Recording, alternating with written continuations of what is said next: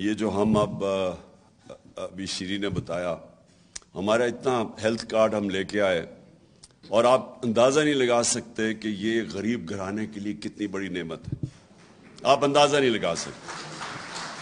جو آدمی، میں نے شوکت خانم کینسر ہاسپٹل کیوں بنایا تھا؟ والدہ کو کینسر تھی، تکلیف میں تھی، یہاں کوئی ہاسپٹل نہیں تھا. میں ایک ڈاکٹر کو میو ہاسپٹل میں، مجھے ابھی بھی یاد ہے، ڈاکٹر مسعود ہوتے تھے، میں ان سے کنسلٹ کرنے گیا اپنی والدہ کے اوپر. باہر مجھے اس کی ویٹنگ میں ایک آدمی نظر آ گیا، بوڑھا آدمی. وہ جا کے اس سے وہاں پوچھ رہا تھا کہ میرا، اس کا دوائی مانگ رہا تھا، کوئی اس کے جو کمپاؤنڈر جو بھی ہوتا ہے اس کے پاس کہہ رہا تھا کہ ایک طرف پرچی پکڑی ہوئی، ایک طرف دوائیاں پکڑی ہوئی. کہتا میں نے ساری دوائیاں لے لی ہیں.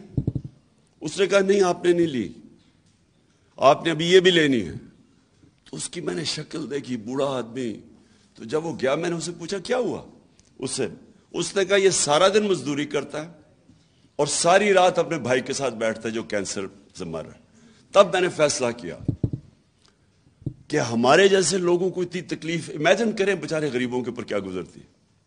تو سوچے کہ کسی گھر پہ بیماری ہوتی ہے، وہ پہلے سے ہی سبسسٹنٹ مشکل سے اپنا، اور آج کل کے زمانے میں تو میں سوچ بھی نہیں سکتا، جو بجلی کا بل دے، بچوں کے اسکول فیس دے، کیا کرے. اور ایک بیماری ہوتی ہے، ساری ایویڈنس شو کرتی ہے کہ ایک ایسی بیماری آتی ہے، سب سے زیادہ جو لوگ غربت کی لکیر سے نیچے جاتے ہیں وہ ایک گھر میں بیماری آ جاتی ہے، اس میں سارا گھر بار اپنا پیسہ پوسا خرچ کر کے مقروض ہو جاتا ہے.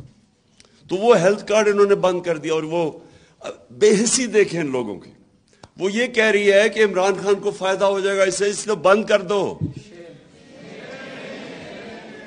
وہ دوسرا بھی سوچ رہے، ہاں وہ کہہ رہا ہے، وہ دوسرا کہہ رہا ہے، وہ شہباز شریف، کہ ہاں بند کر دیتے ہیں اور میں کہوں گا ہمارے پاس پیسہ نہیں ہے.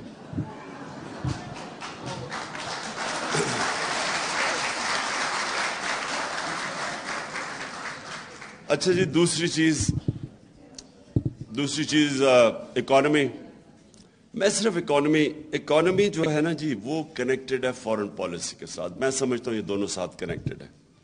ہم نے فنڈامنٹل مسٹیک کیا کی؟ ہم نے یہ کیا، چلے ہم شروع میں ہمارے بڑے برے حالات تھے. جب پاکستان بنا تو یہاں کچھ بھی نہیں تھا، فیکٹری ساری ہندوستان میں رہ گئی تھی. ہمارے بڑے بتاتے ہیں کہ بڑے مشکل وقت تھا ہمارے لیے. پتہ نہیں 40 لاکھ ریفیوجیز تھے یا کتنے ریفیوجیز آئے ہوئے تھے، یا ملک کے پاس سٹرکچر نہیں تھا. بڑا لوگوں کا جذبہ بھی ہمیں بتاتے ہیں کہ کس طرح لوگوں نے کام کیا، مدد کی، کیسے ملک کو اٹھایا. لیکن ہندوستان سے خطرہ تھا، تو اس لیے ہم سیٹوں اور سینٹوں میں چلے گئے. امریکہ کے جو 2 بلاکس تھے کولڈ وار میں، ہم ادھر چلے گئے. چلے ٹھیک ہے، یہ ایکسیپٹ کر لیں کہ وہ ہم گئے، ہمیں ضرورت تھی، ہمارے پاس ہمارا 7 گنا بڑا نیبر تھا اور وہ ہمیں خطرہ تھا اپنی ایگزسٹنس کا. اور پھر پاکستان نے ترقی بھی بڑی کی. 60s میں پرابلی پاکستان کا وہ واقعی ڈیکیڈ آف پروگریس تھا. بڑا ہماری بیوروکریسی انٹرنیشنل سٹینڈرڈ کی تھی. ہماری جو سول سروس تھی آؤٹ اسٹینڈنگ تھی تب.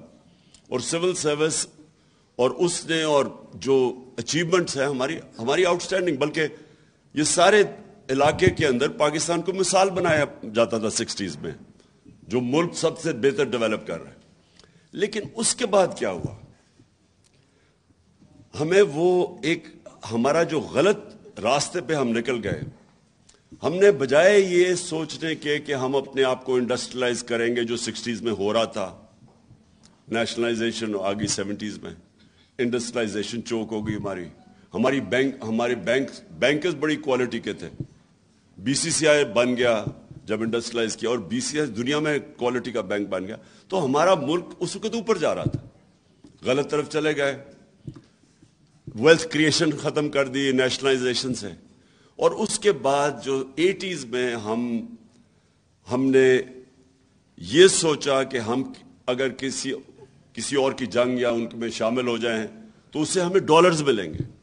یہ جو ہم ایڈ کے اوپر ڈپینڈنٹ ہوئے، اس نے سب سے بڑا ظلم کیا، کیونکہ یہ دونوں کنیکٹڈ ہے. فورن پالیسی کے اندر بھی آزادی جانی شروع ہوگی جب ایڈ کے اوپر اب ڈپینڈنٹ ہو جائے. اور جو ہم نے اپنے پیر پہ کھڑا ہونا تھا ہم ہوئے نہیں.